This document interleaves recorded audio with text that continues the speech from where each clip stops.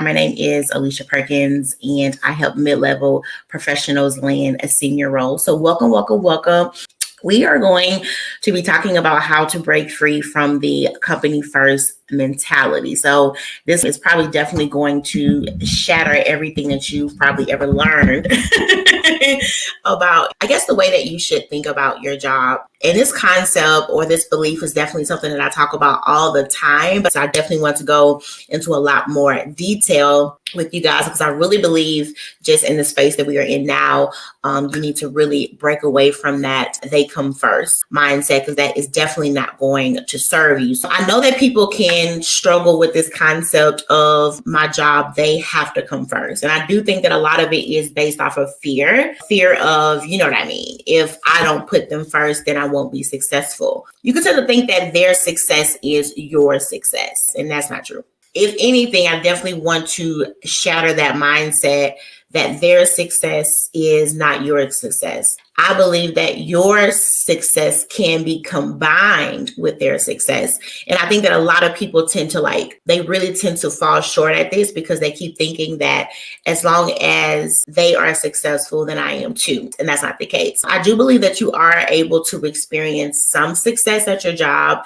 And I do believe that there should be a level of excitement when you are in your work and the actual employer that you work for, they are starting to experience success. I definitely feel like you should have some excitement, but your employer's success is not your success. Your success and their success should be combined, meaning that I feel like your success and their success should align. But I do not feel like you should feel like their success is your success because you're setting yourself up for failure. And when you have that mindset of feeling like their success is your success, anytime you don't have that role anymore, now you feel like you don't have any success at all. I tell you guys all the time that your successes and your skills are yours. You can take them anywhere that you want to go. So you start to break free from that mindset of feeling like their success is mine. Now you have more of a sense of control. And so another thing that people tend to think is that hard work pays off, right? And this is that mindset of they come first, which now leads you into always overworking yourself, feeling like if I just keep this up, if I just keep going extra hard,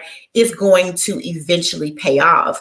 But when people have this kind of mindset, I tend to notice that they don't have a plan. There is no type of strategy with the hard work that they are having to do. Is simply like, I just believe that if I just keep on overworking myself, and I believe that if I just keep on working hard, then it will eventually pay off.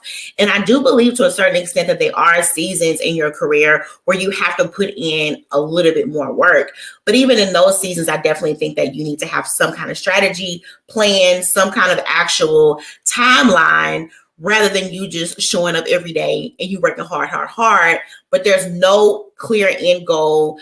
You have not even expressed this to anybody else in your job. You're just thinking if I just work hard, then it'll get me to where I should be. And it does the opposite. What it does is it trains you to keep on putting out more work, hoping that they will just see you. And that is a very passive way to advance in your career, and it never works. Because you have to realize all they see is that this girl works super hard, right? So now all they are now expecting out of you a lot of times it's just more hard work because you have not put those particular strategies in place. You have not had those conversations in place to make sure that your goals for the role that you are in aligns with theirs. So a lot of times it tends to have that gap. And when that gap is there, you'll hear people say, Alicia, I don't understand. I'm doing a great job at work. I'm working hard. I find myself doing a lot of extra assignments, but I'm not seeing the raise. I'm not seeing myself being able to advance as I should. There is a gap there between the work that you do and the expectation that they have of you, right? So it's really, really important to get out of that company first mindset and start to put yourself to where you are now able to steer how you advance. And when you are able to achieve success, it's not about you being able to work hard. It's about you being able to work smart. That is going to be key. How am I able to strategically advance in my career other than how am I able to work my way up this whole corporate thing? No. It's about you being able to work smarter, not harder. Another thing that people tend to struggle with is I need to prove my loyalty. So you believe that if I put them first in everything, if I just ignore my expectations, if I just ignore my needs and I put them first in everything that I do, they will then feel like I am this whole ride or die for them. And if they see me like that, then that is going to secure my role with them, and that is going to secure my advancing with them. And friend, that's a whole lie. I do think that there should be a level of commitment. I do believe that, because I feel like if you don't have that there, then I do feel like it can affect the way they show up at work. It can affect your whole work style and everything. So I do feel like there should be a level of commitment to them, but I do not believe in this whole ride or die mentality that people have. Because you have to realize that no job on this earth is just 100% secure. It's just not. I mean, you've seen people that worked at Apple. I mean, you've seen all these different companies. I'm talking about people who held a very high esteemed role. They were let go. And so when you get into this mindset of feeling like I got to be able to prove to them that I'm down for them, you are setting yourself up 100%. And this is why you keep overworking yourself. This is why you are ignoring your needs. And this is why anytime you think of a change, anytime you think that you want to do something else, now this guilt tends to come because you have taught yourself that I have to be loyal to them. No, you need to be loyal to yourself. Go to work hard, show up, do your job. I'm the kind of person that I do everything. I want to be excellent in everything that I do. This is not a live stream to say, girl, just go to work and slack off. Absolutely not. I go hard in everything that I do. But my thing is, you do not have to sacrifice yourself in order to succeed. And it's another thing, because there are some people, they really can't help themselves. They have to have some kind of a tie or a bond to whatever it is that they do. And I understand that, right? I'm not saying it's wrong. But I think that if you are going to be loyal, I definitely think that it needs to be a two-way street. And I think that the way that you think about them needs to also match the way that they think about you. And so it definitely needs to be a two-way street to where you're not the one always pouring out, and you're not getting anything back. This is the thing. And when you work for a job and they take care of you, you will want to take care of them. That's just how it is. And this is how it is in your relationships, on your job, right? When you are in a space where they are showing up for you and they are able to take care of you and they are able to meet your expectations and they are able to exceed your expectations, you will want to do the same thing for them. And there's nothing wrong with that. I'm saying it needs to be a two-way street. I'm saying that you need to be able to operate in a space to where the relationship isn't like that, where you always giving. And then on the other hand, it's just like throwing out these little, treats and these little, no. So if you are one where you're like Alicia, I do need to feel that kind of, whatever you want to, whatever the word is, right? There's nothing wrong with that. Just make sure that as much as you are able to give, that you are able to receive that back, because if not, you are wasting your time. Another thing that tends to get people tied up is that they will tell themselves, right, this is just a temporary sacrifice. Now, if you have ever found yourself saying, okay, I don't like how things are now, I am having to overwork myself, I'm doing a lot more than what I thought I should be doing, right?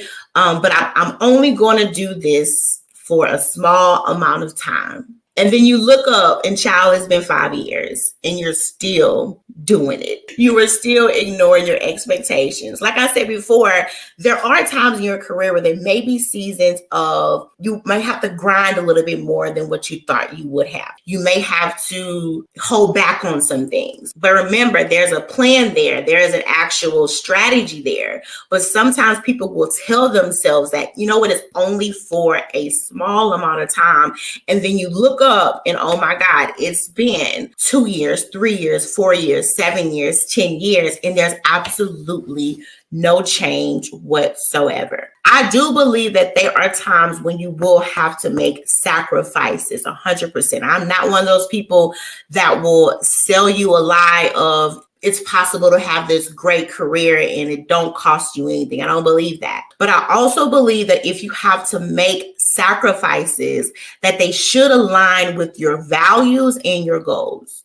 I do not think that you should have to sacrifice character. I do not feel like you should have to ignore your beliefs. I feel like if you make a sacrifice, it should still be in alignment with your goals and your values. I think it's very important that if you do make a sacrifice, to be intentional about them. And I want you guys to start to believe and to accept and to know that you're not asking for too much if you want to enjoy what it is that you do. You're not asking for too much if you want to be able to show up and enjoy the work that you do. You're not asking for too much if you want to be able to show up and be paid the money that you should be being paid. You're not asking for too much. And I know a lot of times when people even think about putting themselves first, they automatically feel guilt. They automatically feel shame. They automatically feel like, oh, this is weird. But that guilt comes from you. Either we have been taught things or we have taught ourselves and feeling like in order to have something that I want, I have to go through a whole bunch of stuff, crap and all. No, you are able to experience enjoyment without all the drama. You are able to experience the reward of your hard work, the reward of your expertise, the reward of the time that you have spent in your craft, in your field. You are able to experience that and just that. But I know a lot of times we ourselves have been taught that in order to enjoy something, I also got to take drama with it as well. And that's not the case. It's about you being able to reframe the way that you think about your career, reframe the way that you see your success, and realize that you can come to a season to where now I'm able to operate in a way that I've always desired to. And there's nothing wrong with that. There are people that when they start to experience good things in their life and it's just good, there's no drama, there's no mess with it, there's no confusion, it's just peace, it's just success, they'll start feeling like something's wrong. You'll start feeling like, oh, this feels a little off, right? You can find yourself in a job to where you are being paid good. The environment is good. You are able to operate in your expertise and thrive, and it feels good. And you will literally self-sabotage that because you feel like things can't be this good. So you'll start literally picking your own self apart. You'll start to put these false beliefs in your mind. You'll almost start to impose emotions on yourself because, wait a minute, things can never be this good. I'm pretty sure everybody has heard the term of this is just too good to be true. I feel like when people say that, I feel like there's some level of just toxicness. I think it's just a level of just trauma there to where they've never really been in a place to where they're able to just enjoy good, to where you start feeling like, oh girl, this is too good. Right. And then now those self-sabotage thoughts start to flood your mind because you're like, there's no possible way that I can have something this good and there not be something wrong. Now, I know that was a word for somebody to where you like, this is just too good. And if you have not yet gotten to that place to where you are in a good space, to where you are in a career that you can enjoy, I want you to start asking yourself, do you even believe that it is possible for you? Because if you do not think that it is possible, you won't have it, because you only reach to attain things that is possible. And to have a good, successful career does not happen by chance. This stuff does not just fall out of the sky. You may experience a few good things, but to have a consistent career that is successful, to be able to create consistent success in your career does not happen by chance. Absolutely not. That's something that you have to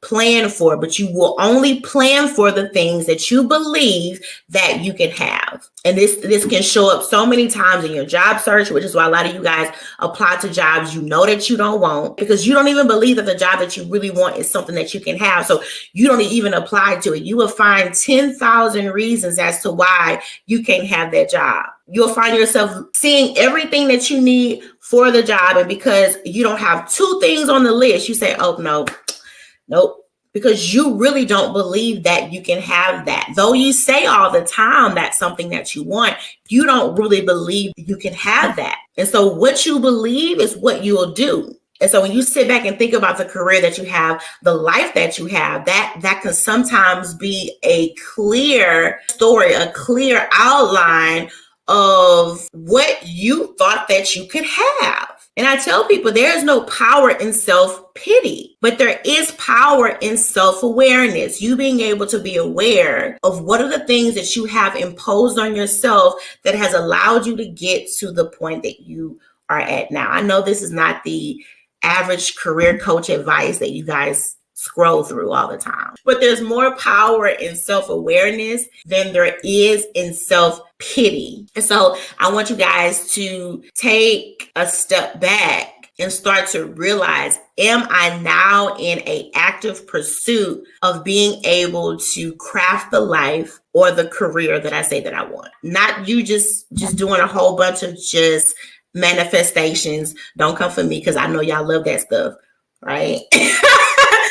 Not just you going, oh, my eyes are closed really, really tight, and I just really hope and I just really believe that I'm going to get what I want with no action being done, with no change of belief being done, with nothing else being done. It's just you just saying a whole bunch of words that you yourself don't even believe. So now it comes to the reality of me being able to understand that if I brought myself to this place, then I also have the power to change it. Some more thoughts that keep you stuck in that hole, they come first, is I can't let them down. When you start to feel responsible for their success, when you start to feel responsible for your team's success, when you start to feel responsible for the results of everybody else around you, which leads you now to stop taking care of yourself. This feeling and this weight of everybody depends on me. The feeling and the weight of if I'm not here, what would they do without me? That feeling of they need me. They may need you. I doubt they need you as much as you think they do, but they may need you to a certain extent. But the reality is you need you, and you've been needing you a long time ago. Right? But now you have just put everybody else's expectations and needs over yours. They could very well need you. But the reality is if you left, they could be just fine without you. They would have to adjust, but they would be just fine without you. But the question to ask yourself is, are you okay without you? Could you keep on moving without you? The answer is no. So why would you put their needs above yours when if you had to leave, they would adjust and be just fine? But you, if you don't have your needs and expectations, you're not fine.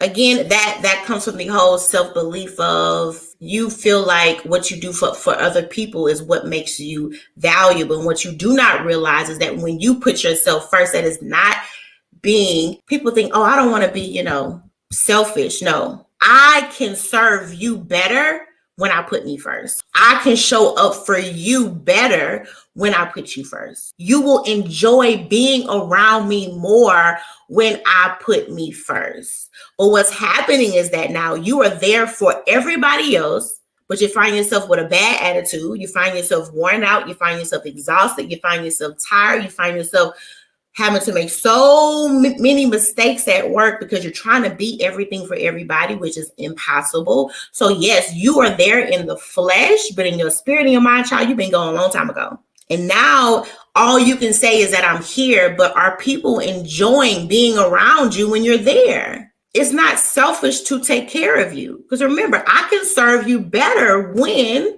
I take care of myself. You will love me better. You will enjoy me better.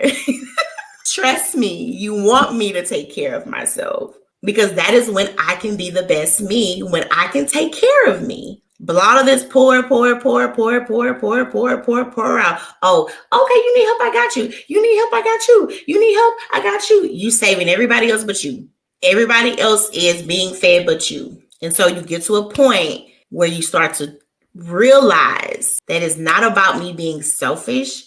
It's about me being proactive and me being sure that I can take care of me, because a lot of y'all have the wrong concept of self-care. Self-care is not something that you give yourself once you are beat down, stomped on, drained out, exhausted, stressed out. You don't need self-care. What you need is healing. What you need is restoration. Self-care is to prevent that from happening. Self-care is not to fix all that stuff. Self-care is to prevent that from happening. But once you have started yourself on E and you have been on E for forever, you don't need self-care, friend. What you need is healing. Because you don't realize as you're running yourself on E, like actual damage is being done there. Look at your car. If I would ride my car all the way down to E, if that was a person, that would be me. I tell my husband, I just do not like getting gas. It's just a lot for me. It's just a lot. I already halfway don't go nowhere,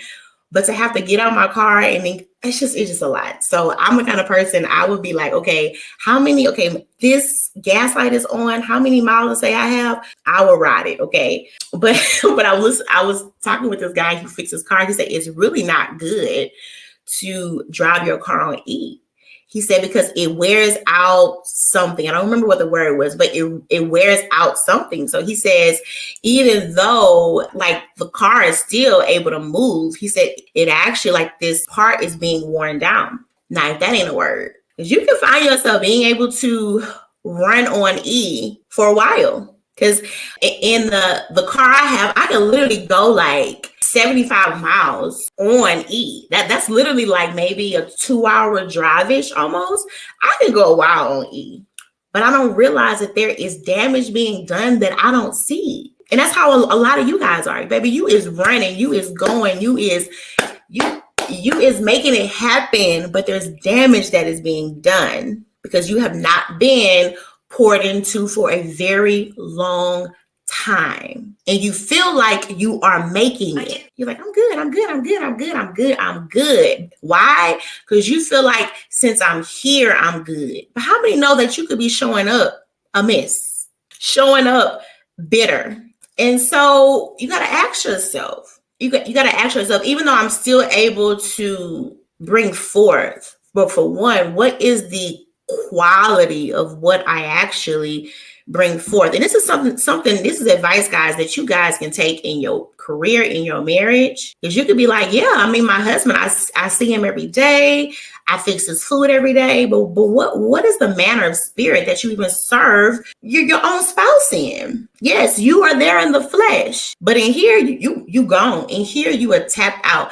In here, you are to capacity. You're like, I just can't. I found my own self in that way. And so when you start to realize, like, wait a minute, so something has to change, because it can't just be about you being able to show up. It's about you being able to be the best you. It's about you being able to grow. It's about you being able to impact the people around you. It's about you being able to let the people around you know that you love them and that you're there to serve them. But that has to come with you serving yourself first. And that's not selfish, especially us. We have been taught, I'm talking about us, women for one, and two, Black women. We have been taught that our value is in us being so strong, that what makes us value is being able to bear a lot of stuff.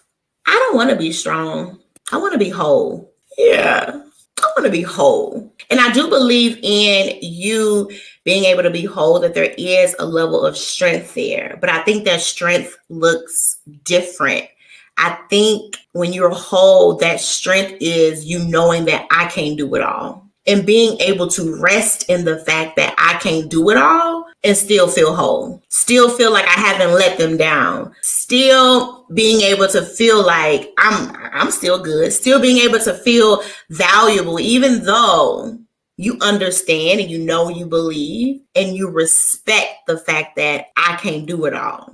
You not being able to do everything is something that you now rest in. It's something that you actually take joy in. I cannot do it all. I don't want to do it all, because I know that when I try to do it all, there is something that will lack. You know that whenever I'm at work and I'm trying to be everything to everybody and give them everything they need, I know that my spouse will lack. I know that my own child will lack. I know that my relationship with the Lord is going to lack. I feel like there is strength in you understanding your weaknesses. I'm going to say it again. There is strength in you understanding the areas that you're weak in and you understanding your limits. I feel like there's so much strength in that. But most people tend to want to hide from that or feel like if I do have areas that are not so strong, or if I can't do as much as that one, then that means that there is something wrong with me. And that's just isn't the case. Like I said, I don't desire to be strong. I desire to be whole. I desire to be complete. And I want to be able to serve at the capacity that God has ordained for me to serve at. And this is what happens a lot of times when you think to just compare yourself to everybody else, especially at work. You start feeling like there's something wrong with you. And when you start to compare yourself to everybody else around you, that is because you do not know who you are. You do not know who you are. So now you are trying to compare yourself with everybody else at work. And you are trying to find your value in what it is that they do. But friend, you can only do what you can do.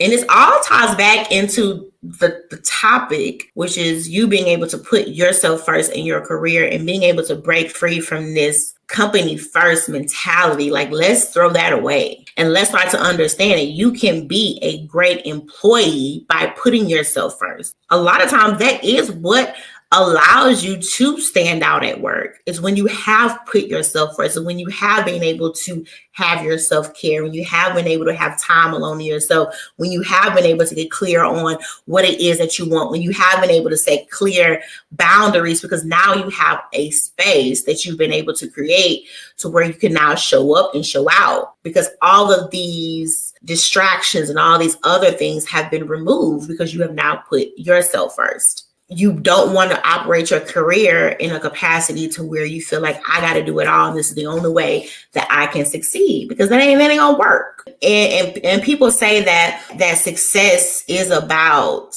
sacrifice. And like I said before, there is a level of truth to that. But what you want to be able to create is sustainable success. That is what you want. For example, y'all know I have been trying to lose weight. I got these last little 25 pounds. Yes, I have a child who's almost 5, and I still got my little baby weight. She is not a baby no more, but the weight's still there.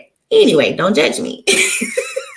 Before I had my baby, I think I was like in an 8, almost down to a 6. Ended up having a child grow up, gain like over 65 pounds or whatever. So, but there was a time period where I lost like a whole bunch of weight, but I did it very fast. Like, I was really just not starving myself, but I was just doing like a whole bunch of like smoothies and whatever. Like, I really wasn't eating like a real plan. It was just like, I'm eating smoothies, I'm eating fruit, dropped a whole bunch of weight. How many know that I gained all the way back and some more? Why? Because I did not set myself up for my success was not sustainable, because I knew that I was not going to be eating smoothies for the rest of my life. I knew that I still wanted ice cream, but what I wanted was a very quick fix, but I wasn't able to sustain that. And the way that this translates in your career is that you are doing stuff now to advance that you know that you do not want to keep on doing. You are doing stuff now in order to succeed that you know that you cannot sustain that. You know that you cannot keep that going. And this is why I said, if you are going to make sacrifices in your career, make sure that they are in alignment with your goals and make sure there is a strategy behind it that you know that you will not sustain. Right. And so it's really, really important to make sure that you're not just going after success, but you're going after sustainable success, success that you are able to keep going, and a success that is going to align you with the life that you want. You guys know I say it all the time. It ain't about a dream job. It's about a dream life. It's about you being able to have a career that is going to support and align you with the life that you want. This is what your career is about. Your career is not about going around making all of these companies successful but you. That is not what your career is about. Your career is not about you going to work, shutting your mouth, keeping your head down, and just pray that you just keep your job. That is not what your career is about.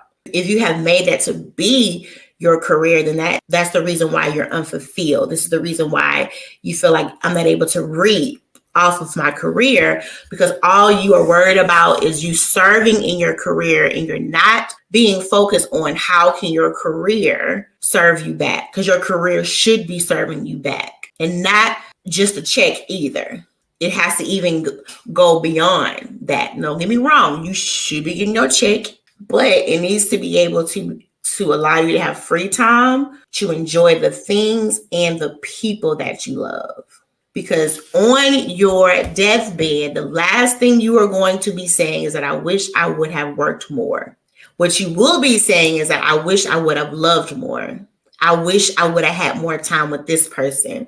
I wish I would have had more time with that one. You will not be thinking, man, I really wish I could have got them last few assignments at work done. Absolutely not. Job ain't even gonna be on your mind. You could care less. I hope this live stream has shifted your mindset from you thinking about the whole self-care. You cannot self-care your way out of a bad job. Absolutely not. No amount of foot massages, no amount of trips can appease you when you are in a bad work environment. You just can't, because first of all, on your trip, all you're gonna be thinking about is, man, I do not want to go back there. And so you literally just ruined your whole trip, because all you want to think about is the so-called job you don't like. And it's also being able to see the difference between, is it self-care that I need, or is it healing that I need? Self-care is you being able to find an employer that can meet your expectation. That's self-care, because when you're able to operate in an environment that allows you to thrive, you won't need as all these trips that you think you need, right? Or if you do go on a trip, it's not about you having to escape something. There is this quote I saw that says, it's so important to have a life that you don't have to escape from. So let's put the focus on, let me start to create a life that I don't have to escape from. So now when you take your vacations and your trip, you can enjoy yourself, because you know that the enjoyment doesn't stop when the trip ends. Because now you've been able to create. Let me say this. There is no perfect job. Absolutely not. There's no perfect job. I'm not even trying to sell you that pipeline. But the power that you have in your career is that you can decide what you will put up with. You can decide if you can bear this or not. Because there's always going to be something in a job you're like, child, I don't know why they do it like that. But you can decide what it is that you want to deal with. This is why it's so important to be whole and to be healed. Because when you are unhealed, when you are just exhausted, run down, you will have a problem with everything. Broken people have a problem with everything. It doesn't matter how good something is. If you are not whole, you will always have a problem with everything, not something, with everything. Because it's hard to really trust if you're really happy with something when you are not healed. It's so hard, because when you are not healed, when you are broken, when you are run down, when you are exhausted, when you feel abused, all this other kind of stuff, everything is being seen through tainted eyes. Everything is being seen through bitterness, because you see everything through this bitter view. But you don't realize what that is you really crying out for something more. And I notice this in a lot of the clients that I work with. These are things that we work through, because I'm like, if you don't get this issue or that issue addressed and healed, it's going to affect every decision that you make. Because now when you got to choose a new job, or there's an issue at work that has to be addressed, now it doesn't come from a space of, this is what's best for me. It comes from a space of, I don't want to deal with this thing anymore. And a lot of that leads to a mindset of lack. A lot of that will cause you to make a move out of a fear of scarcity, right? And I feel like those are the worst kind of spaces to actually decide on something from, because all you are wanting is relief. And you're not really being purposeful with what it is that you want. All you are in a mindset to just survive. Like, I have to get out of this space. I just can't take it. And when you're in a mode of just desperation, the moves that you make is not purposeful because you are just trying to escape. But your mindset should be, what is it that I need to do to thrive?